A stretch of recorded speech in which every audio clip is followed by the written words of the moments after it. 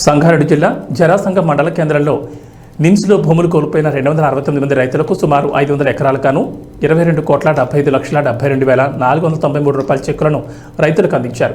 ఈ కార్యక్రమంలో స్థానిక ఎమ్మెల్యే మాణిక్రావు, జిల్లా కలెక్టర్ వల్లూరు క్రాంతితో పాటు వివిధ శాఖల అధికారులు పాల్గొన్నారు.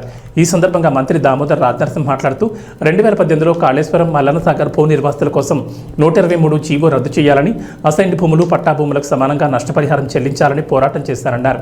మిగిలిన 900 మంది నిమ్స్లో భూములు కోల్పోయిన రైతులకు 2013 చట్ట ప్రకారం నష్టపరిహారం చెల్లించడానికి ప్రభుత్వం అన్ని విధాలుగా సహకరిస్తోందని, నిమ్స్ రావడంతో జహీరాబాద్ నియోజకవర్గ చుట్టుపక్కల గ్రామాలు అభివృద్ధి చెందుతాయని తెలిపారు. నిమ్స్ ప్రాజెక్టు సుమారు 50,000 కోట్ల వరకు కాస్ట్ పెరుగుతుందని చెప్పారు. 31,000 కోట్ల రూపాయల రైతు రుణమాఫీని కాంగ్రెస్ ప్రభుత్వం అమలు చేయబోతోందని, కాంగ్రెస్ ప్రభుత్వం ప్రజలకు ఇచ్చిన హామీలను ఒక్కొక్కటిగా నెరవేరబోతున్నామని అన్నారు. భూ నిర్వాసితులు, నాయకులు, పార్టీలకు అతీతంగా కలిసి సహకరిస్తే నిమ్స్లో భారీ పరిశ్రమ తీసుకొచ్చి ఇక్కడి ప్రాంతాన్ని అభివృద్ధి చేస్తామని హామీ ఇచ్చారు. రాష్ట్ర film corporation chairman Giridhar Reddy, incharge Chandrashekar, parliament నేత ఉజ్వల్ రెడ్డి, పార్టీ అధ్యక్షులు హనుమంతరావు పాటిల్, శ్రీనివాసరెడ్డి, నరసింహారెడ్డి, రామలింగారెడ్డి, నరసింహులు, ఎంపీపీ దేవిదాస్ తదితరులు పాల్గొన్నారు.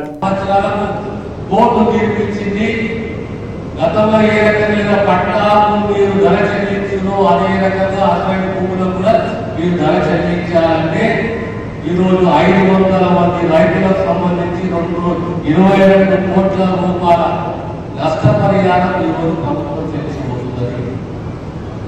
ఇంతమంది ప్రాథమిక ప్రజలందరూ అడుగుతుంది, ప్రత్యేకంగా హనుమంతరావు గారు ఇద్దరు అడుగుతుంది ఏంటంటే, ఇంకో 1000 మంది రైతులు మిగిలిపోయేది ఎవరికైతే నష్టం జరిగిందో ఆ రైతులకు కూడా మీరు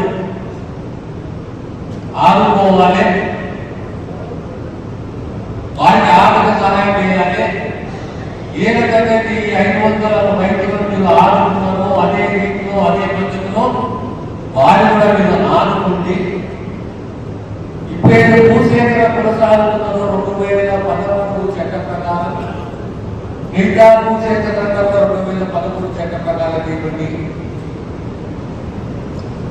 ఈ 1000 మందికి సంబంధించిన నష్టపరిహారాన్ని ఓ లీగల్ ఒపీనియన్ తీసుకొని వాళ్ళని ఆదుకునే దిశగా మా ప్రయత్నం ఉంటుందని సభాముఖంగా తెలియజేస్తున్నారు. ఈరోజు 500 ఎకరాలకు సంబంధించి సుమారు 229 కుటుంబాలు చాలా మందికి మునిగికి వచ్చి ఎలుగుతూ రాలేదట. మీరందరూ కూడా రండి, ఈ చెక్కులు తీసుకోండి, ఇంకా వాళ్ళని మేము ఆదుకుంటాము. సుమారు 5,000 ఎకరాల భూసేకరణ జరిగింది, ఇంకొక 7,000 ఎకరాల భూసేకరణ జరగాలి. ఓవరాల్ గా ప్రాజెక్టు యొక్క కాస్ట్, నిధులు ప్రాజెక్టు యొక్క వ్యయం 45,000 కోట్ల రూపాయల నుంచి 50,000 కోట్లకు పెరుగుతుంది. ఇక్కడ అదే పరిశ్రమలు వస్తే రేపు పొద్దున సుమారు 2.4 లక్షల మంది నిరుద్యోగులకు ఉద్యోగ అవకాశాలు వస్తాయి.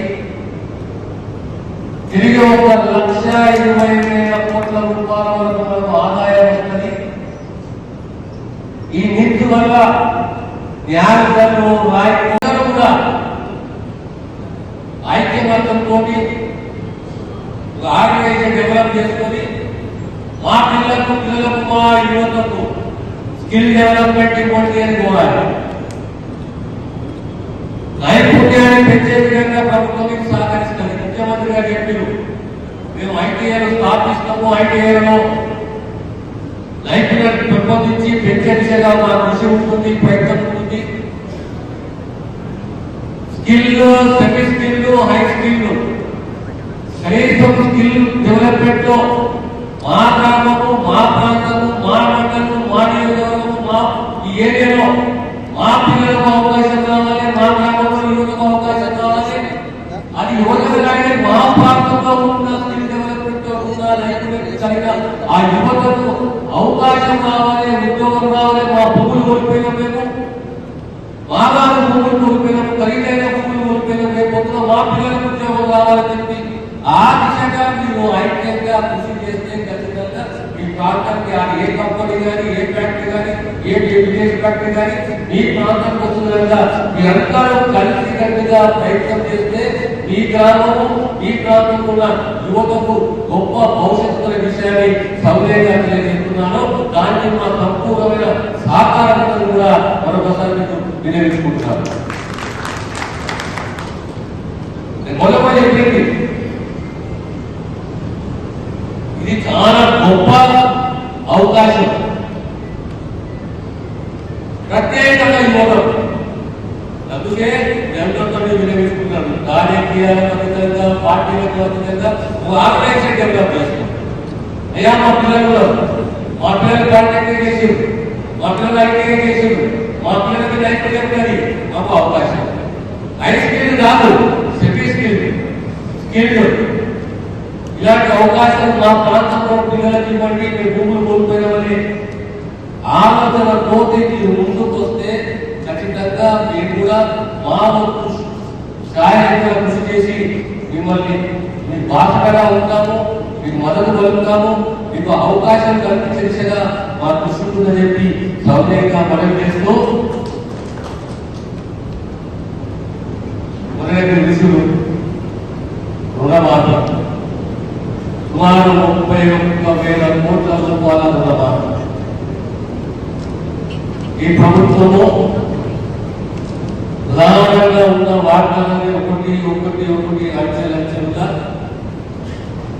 ఆ కమిట్మెంట్ తోటి ముందుకు పోదని కృషి చేస్తుంది. సంక్షేమము, అభివృద్ధి, యువత యొక్క భవిష్యత్తు అనేది దృష్టిలో పెట్టుకుని ఈ ప్రభుత్వం కృషి చేస్తుంది. మీ అందరి సహకారం కావాలి. మా కృషిగా ఒక అర్థము, ఒక పటాక్షము కానీ కాదు. తెలంగాణ ప్రత్యేకంగా మన సంగారెడ్డి జిల్లా, మెదక్ జిల్లాలో మా ముందు బాధ్యతతో మేము కృషి చేస్తామని చెప్పి మరొకసారి తెలియజేస్తూ, ప్రధానంగా ఈ 1000 ఎకరాలకు సంబంధించిన అంశము మా గ్యాప్లో ఉన్న నష్టపరిహారాన్ని చెల్లించాలని మీకు ఉన్నదో ఆలోచన, దానికి లీగల్ ఒపీనియన్ చేసుకొని మీకు న్యాయం చేసే దిశగా మా కృషి ఉందని చెప్పి మరొకసారి వినియోగించుకుంటూ నిరసన.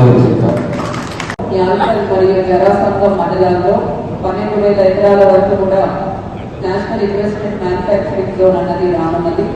ఈ 2 మండలాల్లో 17 గ్రామాలలో మనం మొత్తం కూడా 12,000 ఎకరాల వరకు కూడా భూసేకరణ చేయనున్నాము.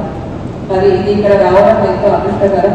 ఎందుకంటే ఈ ప్రాంతంలో పారిశ్రామిక అభివృద్ధి జరుగుతున్నది. పరిశ్రమలు వస్తే మనకు అభివృద్ధి అనేది వస్తుంది. ఉద్యోగాలు పరిసర ప్రాంతాల్లో ఉన్న యువతులకు ఉద్యోగాలు వస్తాయి, రోడ్స్ వస్తాయి, ఇతర ప్రాంత అభివృద్ధి కూడా జరుగుతుంది. కాబట్టి ఈ నేషనల్ ఇన్వెస్ట్మెంట్ మ్యానుఫ్యాక్చరింగ్ జోన్ కి సంబంధించిన భూసేకరణ కార్యక్రమాలు వేగవంతం చేశాము. భూసేకరణ పనులు కూడా ముమ్మరంగా సాగుతున్నాయి. ఇంకా కూడా త్వరలో మొత్తం కూడా మనము సేకరించి పరిశ్రమలు ఎస్టాబ్లిష్ అయ్యే విధంగా కూడా మనము చూస్తాము.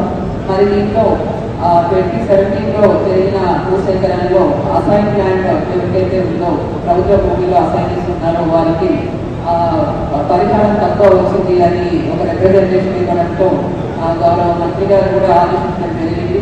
వీరికి సంబంధించిన న్యాయం చేయాలని. అలానే మనకు హైకోర్టు వల్ల కూడా ఆదేశాలు ఇవ్వడం జరిగింది.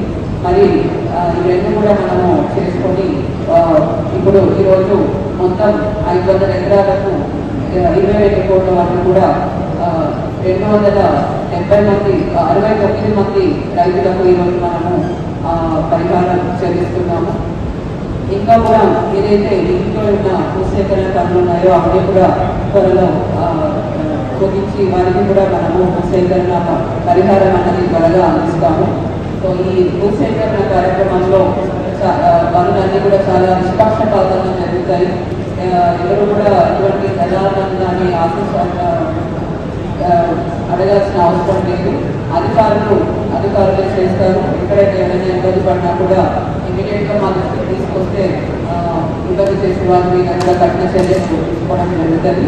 కాబట్టి రైతులందరూ కూడా మన స్పెషల్ డిప్యూటీ కలెక్టర్స్ ఎవరైతే ఉన్నారో వారిని ఆశ్రయించి ఈ నష్టపరిహారం తీసుకోవాల్సిందిగా కూడా నేను కోరుతున్నాను. సెలవు తీసుకుంటున్నాను. Thank you.